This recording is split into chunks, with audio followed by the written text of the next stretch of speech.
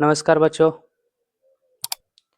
Class 10th के math अध्याय 5 समांतर श्रेणियाँ, जिसको अर्थमेटिक प्रोग्रेशन भी कहा जाता है, शॉर्ट फॉर्म में एपी बोला जाता है। इसको एपी के बारे में हम लोग पढ़ेंगे आज।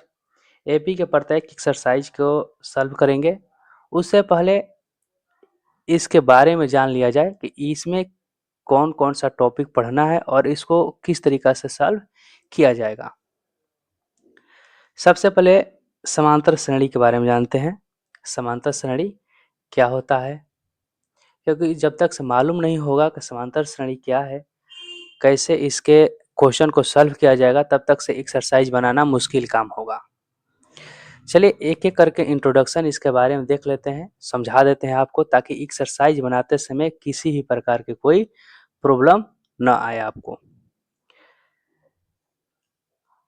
आपको यदि कहीं भी प्रॉब्लम भी होता है तो स्क्रीन पर नंबर दिया गया है, उस पर कॉल कीजिए या फिर व्हाट्सएप पे मैसेज कीजिए। हम आपके साथ हैं। आपका किसी भी तरह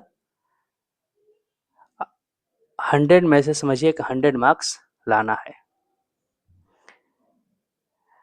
यदि आप मेरे द्वारा पढ़ते हैं तो मान कर चलिए एकदम आपका 100 मार्क्स फिक्स है। मैथ का जो 100 मार्क्स है उसमें कोई डाउट नहीं है कि नहीं आएगा। बस जैसे जैसे हम बताते जाएंगे उस तरीक़ा से आप टॉपिक को देखते जाइए और आसानी से आपको सॉल्व करा देंगे और आप भी आसानी से सॉल्व कर लीजिएगा, कोई भी क्वेश्चन हो। चलिए देखते हैं समांतर श्रेणी के बारे में। यहाँ से कुछ हम लिखे हैं सबसे पहले, ताकि ज़्यादा समय ना हो वीडियो में। देखिए इंट्रोडक्शन में सबसे पहले एपी समांतर श्रेणी, इसको बोला जाता है अर्थमेटिक प्रोग्रेशन है। अर्थमेटिक प्रोग्रेशन समांतर श्रेणी किसे कहा जाता है? समांतर श्रेणी वह श्रेणी जिनके लगातार पदों का अंतर एक समान होता है, उसे समांतर श्रेणी कहा जाता है। कुछ यहाँ पर एग्जाम्पल दिए हैं, 1 2 3 4। फिर दूसरा एग्जाम्पल दिए हैं 100 70 40 10। तीसरा दिए 1 2 4 6 8 10। चौथा दिए 8 10 0 -4 -8 -12 डॉट डॉट डॉट। समझिए इसको। यहाँ पर बोले हैं हम कि समांतर श्रेणी उसे बोला जाता है जिसका प्रत्येक पदों का जो अंतर होना चाहिए समान होना चाहिए। यानी प्रत्येक पदों का अंतर समान होने का मतलब है कि वो बढ़ेगा तो एक समान बढ़ेगा और घटेगा तो भी एक समान घटेगा। जैसे इस क्वेश्चन में एग्जाम्पल नंबर जो 1 दिए हैं, इसमें देखिए यहाँ पर लिखे हम क्या लिखे, 1 था, 2 है, उसके बाद में 3 4 है। तो 1 के बाद में यहाँ पर 2 हुआ तो 1 बढ़ गया। फिर 2 से यहाँ देखा जाए तो फिर कितना बढ़ा है? 1 ही बढ़ा है। फिर उसके बाद भी आगे बढ़ा है तो 1 ही बढ़ा है। मतलब यहाँ पर बढ़ रहा है तो 1 1 1 बढ़ रहा है, सब में 1 बढ़ रहा है। मतलब समान संख्या जब बढ़ेगा तो ही उसको एपी में कहेंगे, या फिर एक समान संख्या घटेगा तो ही उसको क्या कहेंगे? एपी में कहेंगे, नहीं तो वो एपी में नहीं होगा। दूसरा देखिए, दूसरा एग्जाम्पल भी दिए हैं। यहाँ पर 100 है, 100 के बाद में 70 है, तो 100 है, उसके बाद में 70 है, फिर यहाँ पर 40 दिया गया है, उसके बाद में 10 दिया गया। तो 100 में से 30 घटाएंगे तब जाके आपका क्या होगा? 70 होगा। फिर 70 में से 30 घटाएंगे तो ही जाके फिर आपका 40 होगा। 40 में से 30 घटेगा तो जाके आपका 10 बचेगा। मतलब इस तरीक़ा से फिर इसमें जो 30 घटा लेते हैं तो अगला जो टर्म होगा यहाँ पर -20 हो जाएगा। इस तरीक़ा से एपी में ये भी है ना। फिर उसके बाद देखा जाए नेक्स्ट जो दिया गया एग्जाम्पल, दिया गया यहाँ पर 2 4 6 8 10 दिया, तो इसमें देखिए सब 2 2 बढ़ते जा रहा है, इसका मतलब ये भी एपी में है। फिर आगे देखा जाए क्वेश्चन, आगे एग्जाम्पल दिए जो 4 8 0, यानी 4 के बाद में यहाँ पर घटते आ रहा है, सब क्या हो रहा है? घट रहा है। घट कितना रहा है? यहाँ से देखिए 8 दिया गया है, 8 के बाद में 4 लिखा गया, मतलब यहाँ पर हुआ कि -4 हो गया, मतलब 4 कम हो गया। फिर 0 लिख दिया गया, 0 का मतलब हुआ कि फिर से इसमें क्या हो गया कि -4 हो गया है। फिर उसके बाद में यहाँ से फिर देखिए आगे देखिएगा तो यहाँ पर लिखा गया है -4, मतलब सिंपल सी बात है ना, इसमें -4 ही कम हो रहा है ना। वही बोला गया है कि एपी में जब बोला जाएगा तब उसका प्रत्येक पदों का अंतर जो होगा एक समान होगा। वहीं यहाँ पर लिखे हैं कि वह श्रेणी जिनके लगातार पदों का अंतर एक समान होता है उसे समांतर श्रेणी कहा जाता है। दूसरा टर्म देखिए यहाँ से आगे आगे है, यहाँ से समांतर श्रेणी के प्रत्येक संख्या को पद मतलब उसको इंग्लिश में टर्म कहते हैं। जो प्रत्येक है ना यहाँ, जिससे कि 1 हो गया, 2 हो गया, फिर उसके बाद में 3 है, 4 है। तो प्रत्येक जो पद है ना? उसको क्या, प्रत्येक संख्या उसको क्या कहेंगे? पद कहेंगे। और वहीं इंग्लिश में देखेंगे तो उसको टर्म कहा जाता है। फिर एपी के लिए प्रत्येक यहाँ पर एपी के लिए पदों का अंतर यानी पदांतर या सार्वंतर कॉमन डिफरेंट एक समान होता है। देखिए अभी बताए हैं कि जब बढ़ेगा तो एक समान बढ़ना चाहिए और घटेगा तो भी एक समान घटना चाहिए। तो जितना बढ़ेगा या फिर जितना घटेगा उसी को बोलते हैं पद का अंतर, मतलब कि पदांतर या फिर सार्व अंतर। इसको डी द्वारा सूचित किया जाता है। हमेशा जब मैथ बनाएंगे तो इसको डी द्वारा ही सूचित करेंगे। यहाँ लिखे भी हैं, क्या लिखे हैं कि सार्व अंतर को डी से व्यक्त किया जाता है। सार्व अंतर धनात्मक, ऋणात्मक या शून्य हो सकता है। जिससे बढ़ेगा तो प्लस प्लस प्लस प्लस होगा तो उसको धनात्मक कहेंगे। जैसे यहाँ पर अभी एग्जाम्पल हम यहाँ पर समझे थे, इसमें देखा जाए तो सब में एक एक एक प्लस हो रहा था, इसका मतलब ये धनात्मक हो गया। यहाँ पर देखा जाए तो -30 -30 -30 मतलब ये घट रहा है, तो इसका मतलब क्या, ऋणात्मक हो गया। ये भी हो सकता है किस तरीका से देते हैं, यहाँ पर हम कहते हैं कि 2 2 2 सब में है, तो इसमें क्या हो गया, 0 हो गया। यहाँ पर भी अंतर 0 है, यहाँ पर भी अंतर 0 है। ये भी संख्या क्या है, एपी में ही है, क्योंकि यहाँ पर सब में क्या है, एक समान बढ़ रहा है या फिर एक समान घट रहा है। तो सर्वांतर कितना है, यहाँ पर 0 है। तो वही बोला गया है यहाँ पर कि जो सार्वंतर है डी को डी से व्यक्त किया जाता है।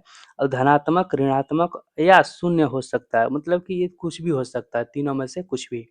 फिर उसके बाद बोला गया सार्व अंतर डी, इसको यदि निकालना रहेगा, सार्व अंतर कैसे निकलेगा, तो पदों का अंतर है ना, तो हमेशा उसमें से क्या करेंगे, दूसरा पद में से पहला को घटा लेंगे, या फिर तीसरा पद में से दूसरा पद को घटा लेंगे, या चौथा पद में से तीसरा पद को घटाएंगे, या फिर पांचवा पद में से चौथा पद को घटाएंगे, तो सार्व अंतर निकल जाएगा, मतलब कि डी का वैल्यू निकल जाएगा। इस सब कंडीशन में सबका क्या आना चाहिए, बस जो भी मान आएगा वो एक समान आना चाहिए। क्योंकि एपी में है ना, एपी में रहेगा तो एक समान आना ही चाहिए। यदि एक समान नहीं आ रहा है तो इसका मतलब ये होगा कि एपी में नहीं है। नेक्स्ट देखिए यहाँ से, एपी को जो भी उसमें पद दिया रहता है, जैसे यहाँ पर एग्जांपल अभी हम आपको समझाए हैं, 2 4 6 8 दिए थे ना, इस तरीका से मान के चलिए कि 2 है, 4 है, 6 है, 8 है। इस तरीका से जब एपी कोई दिया रहेगा तो इसमें हम लोग सूचित कैसे करेंगे, कहेंगे कि ए1 मतलब प्रथम पद क्या हो जाएगा, 2 हो जाएगा। फिर उसी तरीका से कहेंगे ए2 कितना हो जाएगा, तो 4 हो जाएगा। ए3 कितना हो जाएगा, तो 6 हो जाएगा। ए4 कितना हो जाएगा, तो 8 हो जाएगा। वहीं यहाँ पर लिखें कि एपी को ए1 ए2 ए3 ए4 या ए5 डॉट डॉट डॉट द्वारा सूचित किया जाता है। और जो लास्ट टर्म होता है उसको बोलते हैं कि एन है, क्या है, एन टर्म हो जाएगा। यहाँ पर लिखिए प्रथम पद ए1 का मतलब क्या है, प्रथम पद, ए2 का मतलब दूसरा पद, ए3 का मतलब तीसरा पद होता है। एपी के लिए सार्वंतर डी और प्रथम पद ए का मान आवश्यक होता है। एकदम देखिए कोई भी एपी जब लिखा जाता है, जब एपी के लिखने का बारी आएगा तो सबसे पहले उसमें हम लोग जानकारी चाहिए, किसका जानकारी चाहिए, तो सार्वंतर और ए का मान चाहिए। ए मतलब प्रथम पद हुआ और सार्वंतर उसको जिसे डी द्वारा सूचित करते हैं। जब भी एपी लिखने का बारी आएगा तो दिमाग में रख लीजिए कि ए और डी का वैल्यू चाहिए ही चाहिए, मतलब ए और डी का मान आपको मालूम है तो फिर आप एपी लिख पाएंगे, नहीं तो एपी को आप नहीं लिख पाएंगे। ठीक, यहाँ पर नोट करके लिख लीजिएगा, अभी लिखिएगा उस तरीका से कि एपी के लिए सार्वंतर डी और प्रथम पद ए का मान आवश्यक है। फिर उसके बाद में यहाँ समझिए, यहाँ दिए हैं जब समांतर श्रेणी में ए और डी का मान दिया गया हो, मतलब आपको पहले से ही क्वेश्चन मान कर चलिए कि दे दिया कि समांतर श्रेणी में ए और डी का मान दे दिया है। अब आपसे पूछा गया कि एपी लिखिए, तो एपी लिखने के लिए देखिए एकदम आसान तरीका होगा। कैसे होगा यहाँ समझाते हैं आपको। मान लीजिए हम बोल दिए कि प्रथम पद जो है ना, प्रथम पद इस तरीका से दे दिए कि 2 है, अब बोल दिए हम इस तरीका से कि सार्व अंतर जो है मान लेते हैं यहाँ पर कि 1 है। तो इसका मतलब जब आगे हम लोग एपी लिखेंगे तो एपी लिखाएगा कैसे, अभी बताएं को सार्व अंतर 1 है, तो 1 का मतलब यहाँ पर कोई माइनस का सिंबल नहीं दिए हैं तो इसका मतलब कि प्लस में है। तो जब हम लोग एपी लिखेंगे तो कैसे लिखेंगे, 2 हो जाएगा, फिर 1 इसमें बढ़ा देंगे तो 3 हो जाएगा, फिर एक और बढ़ा देंगे 1 तो 4 हो जाएगा, फिर 1 बढ़ा देंगे 5 हो जाएगा, फिर 6 हो जाएगा। मतलब सार्व अंतर का मतलब 1 यहाँ पर दिए हैं, तो सार्वंतर क्या है, सभी पदों में समान बढ़ना चाहिए या फिर एक समान घटना चाहिए। तो यहाँ पर जो वैल्यू दिए हैं प्लस में दिए हैं, क्योंकि माइनस का सिंबल नहीं है, इसका मतलब हुआ कि प्लस में है। तो क्या करेंगे, एक एक एक बढ़ते चला गया, तो हम लोग का एपी क्या हो जाएगा, यहाँ से 2 3 4 5 6 इस तरीका से एपी लिखा जाएगा। इसी चीज को यदि ए और डी में लिखेंगे तो कैसे लिखेंगे, देखिए A1 जो होगा प्रथम पद ए हो जाएगा, और दूसरा पद A2 जो लिखना होगा तो ए और डी का वैल्यू उसमें ऐड कर देंगे तो डी हो गया। फिर A3 के लिए a प्लस 2d, A4 के लिए जब चौथा पद लिखना होगा तो a प्लस 3d लिखना होगा, तो 3 गो डी होगा। पांचवा पद लिखना होगा तो a प्लस 4d लिखना पड़ेगा आपको। ये दिमाग में आप बैठा लीजिए कि जौन सा पद बोलेगा उससे एक कम डी लगा देंगे, मतलब यहाँ से पहला पद है तो इसमें कोई डी नहीं है, दूसरा पद है तो a प्लस डी है, तीसरा पद जब निकालना रहेगा तो तीसरा पद मतलब 3, इसका मतलब होगा कि a प्लस 2d लिखेंगे, मतलब डी वाला जब भी लिखेंगे वैल्यू तो उसमें क्या करेंगे कि एक कम कर देंगे। चौथा पद जब लिखना रहेगा तो a प्लस 3d होगा, मतलब 4 है तो यहाँ पर 3d लिखेंगे। उसी तरीके से पांचवा पद लिखना रहेगा तो a प्लस 5d। मान के चलिए आपसे हम पूछेंगे कि 20वां पद लिखना है, 20वां पद का मतलब कितना हो जाएगा, तो a प्लस 19d। 20वां पद कितना होगा, a प्लस ऐसे लिखेंगे 19d। कौन सा पद, तो 20वां पद 20 है, मतलब जितना बोला जाएगा a रहेगा प्लस में, उससे एगो कम करके लिख देंगे d के साथ में, हो जाएगा आपका वो पद निकल जाएगा। ठीक, फिर अब यहाँ से देखिए एक यहाँ से थ्योरम है, इसको या प्रूफ कर देते हैं अभी हम। एपी का एनवा पद या अंतिम पद ज्ञात करें, तो ये ज्ञात कैसे होगा समझिए बात। एपी का जो एनवा पद है उसको निकालने के लिए आपको एक फार्मूला होता है, तो पहले फार्मूला हम समझा देते हैं कैसे फार्मूला आएगा, फिर आप उसी तरीका से डायरेक्ट फार्मूला यूज करके बनाइएगा। ठीक, देखिए यहाँ पर मानकर चलिए, अभी हम लोग पढ़े हैं, क्या पढ़े हैं कि प्रथम पद, मानकर चलिए कि जब प्रथम पद हम लोग को निकालना था तो उसको क्या लिखे थे हम लोग, ए लिखे थे। दूसरा पद जब निकालना था,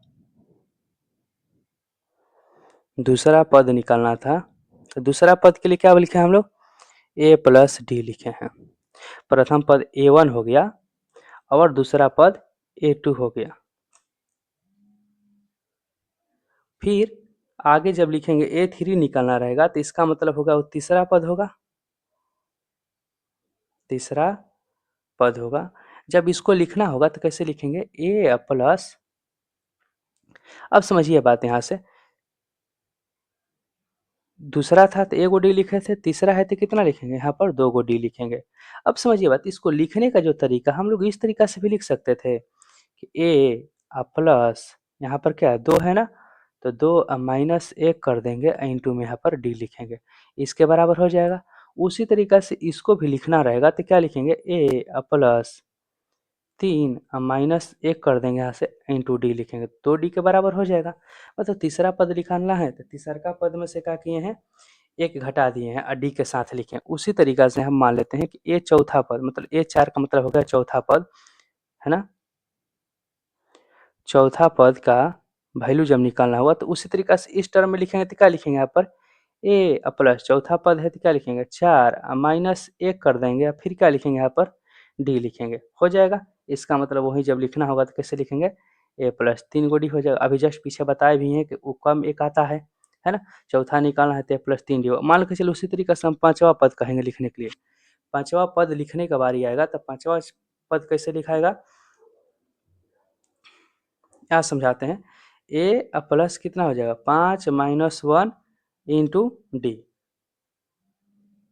फिर उसी तरीका से मान के चलिए अब डॉट डॉट दे देते हैं, उसी तरीका से कहेंगे कि लास्ट पद मतलब एनवा पद, यहाँ पे लिखते हैं एनवा पद, एनवा पद, एनवा पद का मतलब क्या हो जाएगा, ए और एन। जैसे हम यहाँ पर चौथा पद था तो A4 लिख रहे थे, पांचवा पद था तो A5 लिख रहे थे, उसी तरीका से एनवा पद के बाद कहेंगे तो ए एन हो जाएगा। ए एन का जब वैल्यू निकालेंगे तो कितना हो जाएगा, सेम इसी फॉर्मेट पे लिखेंगे, ए प्लस, जैसे 5 था तो एगो कम किए थे तो उसी तरीका से एन माइनस 1 इंटू में क्या रहेगा यहाँ पर मल्टीप्लाई के रूप में डी हो जाएगा। यानी आपको इस तरीका से एक फार्मूला मिल गया कि जब भी एनवा पद निकालना रहेगा तो कैसे लिखेंगे, A plus N minus 1 into D के रूप में लिख लेंगे। एनवा पद का मतलब होता है, इसी को बोलते हैं अंतिम पद, क्या बोलते हैं इसको, अंतिम पद भी कहा जाता है ना। nवां पद जो होता है क्या होता है, अंतिम पद होता है। लिख लेते हैं अंतिम पद। ये दिमाग में रखिएगा बात, nवां पद को ही अंतिम पद कहा जाता है। यानी अंतिम पद बोला जाए निकालने के लिए तो ही फॉर्मूला क्या लिखेंगे, a plus n minus one into D. Clear है।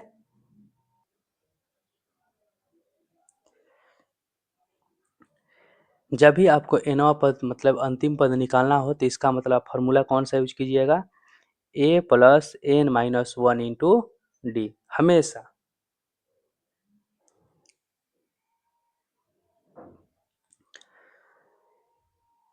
इसी को देखिए इस तरीका से भी यहाँ पर लिखे हैं, प्रूफ किए हैं यहाँ पर। इसको आप इस तरीका से प्रूफ कर सकते हैं। एपी का nवां पद या अंतिम पद ज्ञात करें तो उसका थ्योरम है, माना कि एपी का प्रथम पद ए तथा सार्वअंतर क्या है डी।